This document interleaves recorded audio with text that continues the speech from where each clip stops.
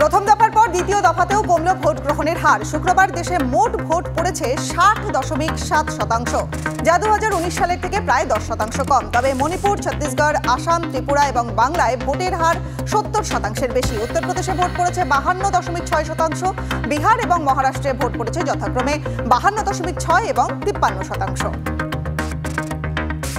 এনডিএর বিপুল জনসমর্থনে হতাশা বাড়ছে বিরোধীদের। দ্বিতীয় দফার ভোটের পর জয়ের বিষয়ে আত্মবিশ্বাসী নরেন্দ্র মোদী। ভোটাররা চান দেশে এনডিএর সুশাসন প্রতিষ্ঠিত হোক। এনডিএকে আরও শক্তিশালী করছে দেশের যুব এবং মহিলা ভোটাররা। এক্স মাধ্যমে বার্তা প্রধানমন্ত্রীর। দেশবাসীকে নানাভাবে বিভ্রান্ত করার চেষ্টা করছেন প্রধানমন্ত্রী। নরেন্দ্র মোদী আতঙ্কিত হয়ে পড়েছেন। গত 10 বছর ধরে গরিব মানুষের টাকা লুট করেছেন প্রধানমন্ত্রী। কয়েকদিনের মধ্যে মঞ্চেই কেঁদে ফেলবেন। বেঙ্গালুরুর সভা থেকে কটাক্ষ রাহুল গান্ধীর। আমেঠি ও রায়বেরেলির প্রার্থী চূড়ান্ত করতে আজ বৈঠক কংগ্রেস নির্বাচনী সমিতির। সূত্রের খবর, এই দুই কেন্দ্রে প্রার্থী হতে পারেন প্রিয়াঙ্কা গান্ধী এবং রাহুল গান্ধী। 20 মে পঞ্চম দফার নির্বাচনে রায়বেরেলি এবং আমেঠিতে ভোট গ্রহণ। লোকসভা ভোটের মাঝে বড় রায়। 100% ভিভিপ্যাট যাচাইয়ের আর্জি খারিজ সুপ্রিম কোর্টের। ব্যালটে নয়, ইভিএমে হবে ভোট। নির্বাচন কমিশনকে ভোটের পর 45 দিন পর্যন্ত ইভিএম সুরক্ষিত রাখার নির্দেশ শীর্ষ আদালতের। নোটাতে সবচেয়ে বেশি ভোট পড়লে কি হবে? কমিশনের কাছে জানতে চাইল সুপ্রিম কোর্ট। নোটাতে বেশি ভোট পড়লে সেই ভোট প্রক্রিয়াকে বাতিল বলে চিহ্নিত করতে হবে। শীর্ষ আদালতে জমা পড়ে এমনই একাধিক আবেদন। এই মামলার শুনানিতে কমিশনকে নোটিশ প্রধান বিচারপতির ডিভিশন বেঞ্চের।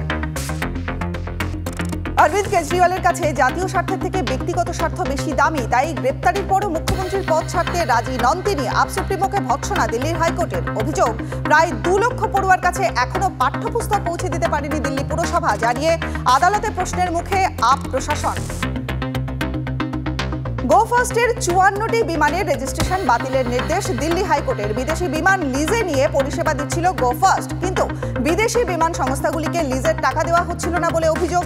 এরপরই গো ফার্স্টের বিরুদ্ধে কড়া নির্দেশ আদালতের।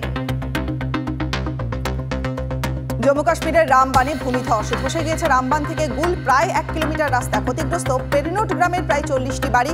ঘটনায় হতাহতের কোনো খবর পাওয়া যায়নি। নিরাপদ স্থানে সরিয়ে নিয়ে যাওয়া হয়েছে বাসিন্দাদের।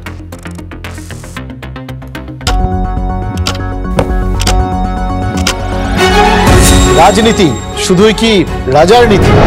রাজা উজিরের চোখে নয়, আপনার আমার চোখে সমাজের ছবি। কঠিন কথা সহজভাবে না বললেই নয়। প্রতিদিন রাত 9টায় TV9 বাংলায়। TV9 বাংলা না দেখলেই নয়।